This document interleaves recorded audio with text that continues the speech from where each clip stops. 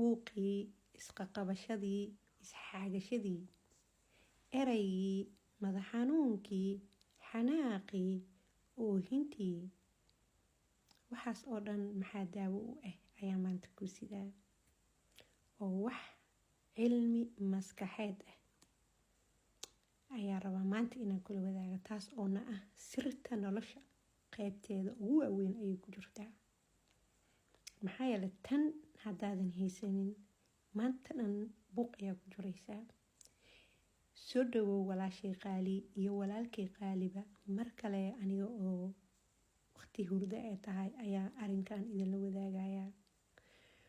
arrinkan waxaa weeye, haddaa rabtid inaad ka baxdid isqa qabsasho, buuq, eray, isxagasho, madax xanuun, buuq, ka har dadka in aad kontrooshid oo sii dadka xoriyad, adigana ha u ogolaan dadka inay ku kontroolaan ama ku maamulaan. ahowna qof xor ah aan la maamuli karin. ahaanshaha aad ahaanaysid in aad ahaatid qof aan la maamuli karin, una ogol dadka in uusan maamulin, uu xor ka dhigaa ilmihiisaba ha ahaadaan. adoo ilmahaago yar aa xor ka dhigaysaa, waxay ku horseedaysaa buuqa iyo erayga iyo micno la-aanta iyo isxaxagashada guryaheena ka dhacaya oo dhan ayaa dhammaanaya. heer waxaa gaaraysaa qofka markuu wax kuu sheego, hadduu ku qaldan yahay, hadduu ku saxsan yahay, adimaa go-aansatay, haa sidaas soo ma rabtid, haa sameyso, ha soo bartee. laakiin iyadii oo waxaa micno lahayn, iska dhaaf arrimo waaweyne, waxaa micno lahayn oo waxba ahayn aa laysku qabsadaa guryaheena, aa lagu murmaa, aa laysku dagaalaa, aa laysku xaxagtaa, aa eray micno la-aan lagu abuuraa, aa dhiiga kugu kici karaa, aa xanaaqi kartaa, aa dad cayn kartaa, afkaaga waxaan kasoo bixi karaa, dhibaatooyin fara badan u sameyn kartaa.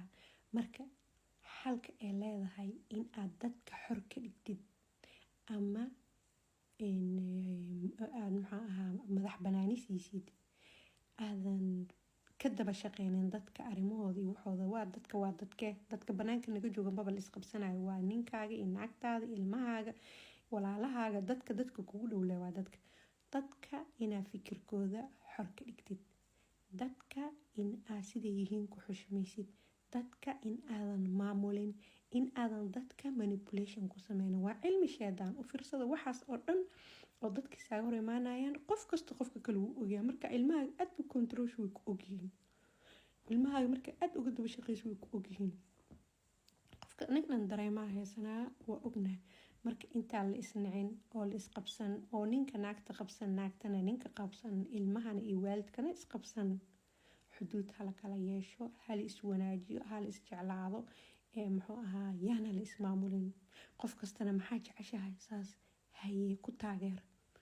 xasbunallah, inta xun waxun iskuma taageereeno, waxa wanaagsanaan ka hadlayaa, waxa wanaagsan ku taageer. saas maa jeceshahay, haa see kugula qabtaa, maxay tahay, haa. laakiin inaad soo jeesatid, xagga ka wareegatid, arrinkan suu kaga haraa, qofkan saankay kaga gooyaa, halkaasuu ku aadin, kan soo yeelin.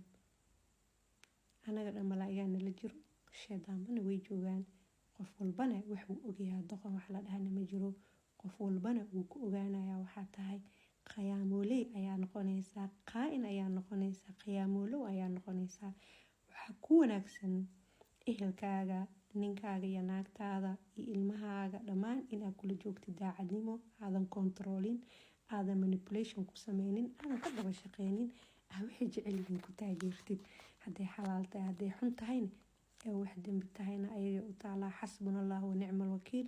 laakiin ha ka daba shaqeynin oo ha qiyaamin oo gadaashooda hagardaamaha ka sameynin. adba ma rabteen in lagu sameeyo. haddana ogow, wax kasta oo kheyr kuu ah ilaah unbaa garanaayo.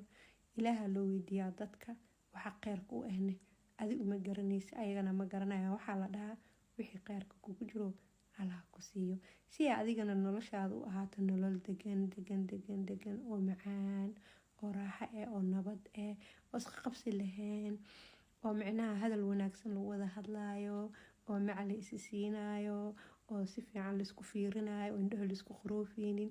maxaa yeelay waxaa meesha ka baxay controolkii iyo powerkii oo laisku dagaalaya meesha markuu ka baxo guriga nabadu kuu noqonayaa barwaaqo waxawaaye ilmahana waxaa leeyahay sidee jecesha adiga sidee kuu fiican saas haye anaga maxaa kaala qabanaa waxaana ku awoodna adna hadaa waxaa naga rabti noo sheeg khalaas ninkaaga sidoo kale naagtaada sidoo kale laakiin hadaa controlshid waa meesha balaayada ka bilaabato oona binu aadanka badankiisa aysan ogeyn marka ogow gurigaaga inuu degaa korkaaga degaayo korkaaga markuu deganayo uurku jirtaada oo dhan ayaa caafimaadeyso uurku jirtaada markay caafimaadana cuduro fara badan kuguma dhacayo markuu cuduro fara badan kugu dhicin hada cimrigaaga dheeraanayo cimrigaaga markuu dheeraadana hadee waqti badan oo ilaahay ku caabudid ayaa haysataa cibaadada badii oo dadka ka daba shaqeynin iska badaa dadkii banaanka dadka gudaha arrimaha gudaha meel dhig marka waa walaashiin xaliso ismahan khaliifa waa idinkugu socon doonaa. Assalaamu calaykum waraxmatullaahi wabarakaatu.